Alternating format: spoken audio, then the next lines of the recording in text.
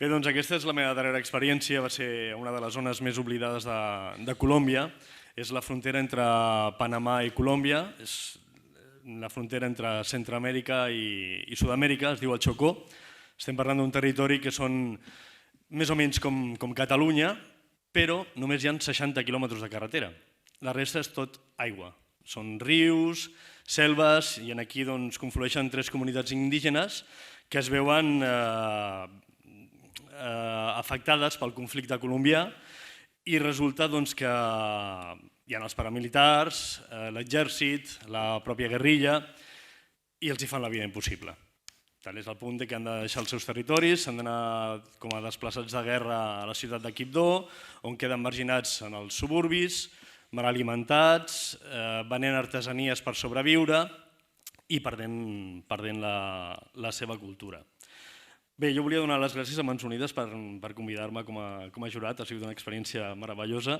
També felicitar a tothom que ha participat, em sembla increïble que hi hagi tanta conscienciació, trobo que és una esperança i és molt important de cares al futur, aquest futur magre que ens estava mostrant, malauradament és així, el mestre Oliveres. I jo volia explicar dues anècdotes i relacionar-les amb els curtmetratges. El meu primer documental l'any 2005 va ser a Costa Rica i vaig estar vivint en una comunitat indígena, els Vibri. Ells viuen a la vall, els que viuen a la vall han adaptat el sistema del SICUA, dels blancs, és a dir, comerç, vendre arròs, vendre plàtan, i els que viuen a la selva, a les muntanyes, encara viuen com abans, però, clar, ja han provat la sal, ja han provat l'arròs, ja han provat el cafè, se senten pobres, encara que de cares a un no ho siguin, ells se senten pobres, llavors baixen a la vall i treballen com a peons dels indígenes que viuen a la vall.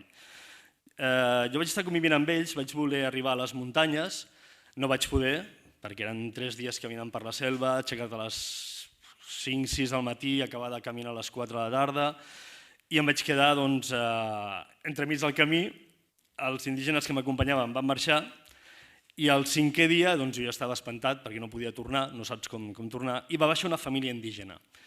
I ells van ser els que em van acompanyar fins a la vall.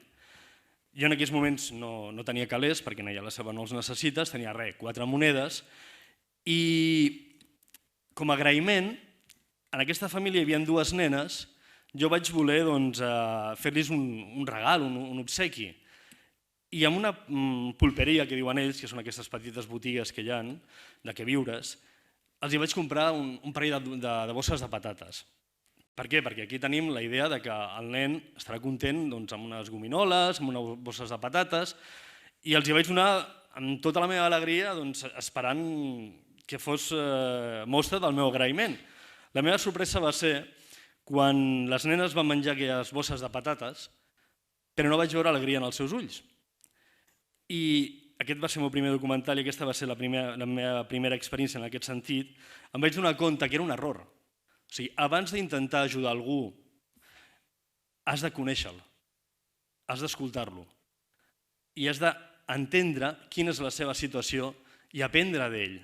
M'explico, en lloc de donar-li un parell de bosses de patates, que no tenia més diners, amb aquells diners sí que podia haver comprat un racimo de plàtanos o podia haver comprat un sac d'arròs i els hagués fet molta més ajuda. Però des de la meva creença, des dels meus arquetips, pensava que a aquestes criatures els agradarien més les bosses de patates. Aquesta és una anècdota que volia explicar de cares als clips que he vist, que molts s'han posat amb la pell de les persones pobres, per exemple, quan demanen al carrer, però jo us convidaria que parléssiu amb ells, que us acostéssiu amb ells, i si teniu l'oportunitat que els doneu la veu amb ells. Vosaltres podeu ser el mitjà, però el més important és que ells tinguin veu perquè poquíssimes vegades la tindran. I a part, també aprèn moltes coses quan parla amb persones desconegudes que veuen les coses diferents o tenen circumstàncies diferents a les d'un mateix. I la segona anècdota que volia explicar està de rodatge a Colòmbia. A Colòmbia hi ha uns barris, com podria ser ara Barcelona i Hospitalet, que són 2 ciutats colindants, allà hi ha Bogotà i Soacha. Hi ha uns barris a les muntanyes, que podrien ser Montjuïc o podria ser el Tibidabo, que estan totes plenes de cases, de xaboles, de gent desplaçada. Colòmbia té 4 milions de persones desplaçades internes pel conflicte, per la guerra. Doncs bé, jo vaig estar vivint en aquests barris i em vaig trobar amb una cosa que no coneixia, que era el que es diuen allà les llistes.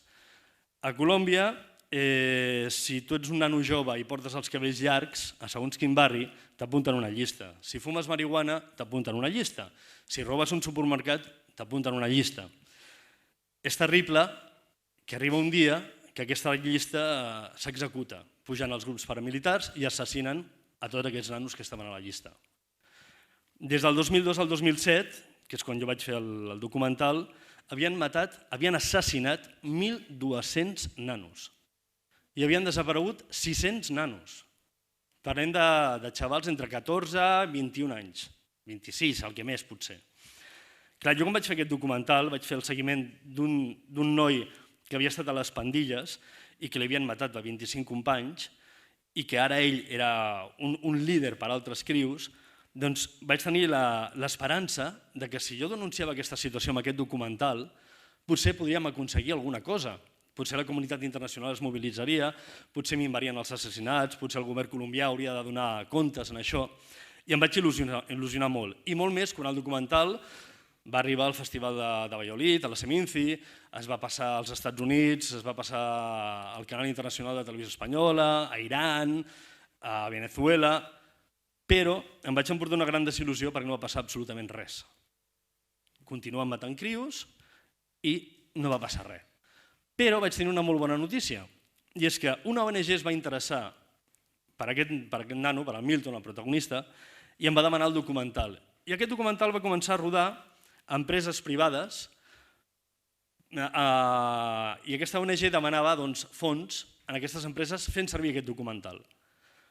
Gràcies a aquest documental, que és quelcom que no m'esperava, gràcies a aquest documental, aquesta ONG va poder contractar aquest nano, el Milton Garzón, i ara aquest noi està ajudant a molts altres nanos, ara és director d'activitats i d'ajuda en aquest barri, en Altos de Cazuca, i està ajudant altres nanos a sortir de la violència i està ajudant a que els borrin de les llistes. Amb això què vull dir?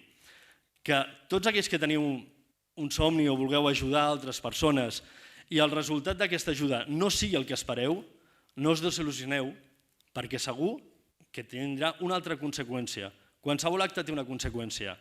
I segurament, com que és per ajudar, potser no serà la gran ajuda que vosaltres esperàveu, però passaran coses positives. I simplement era això. Moltes gràcies.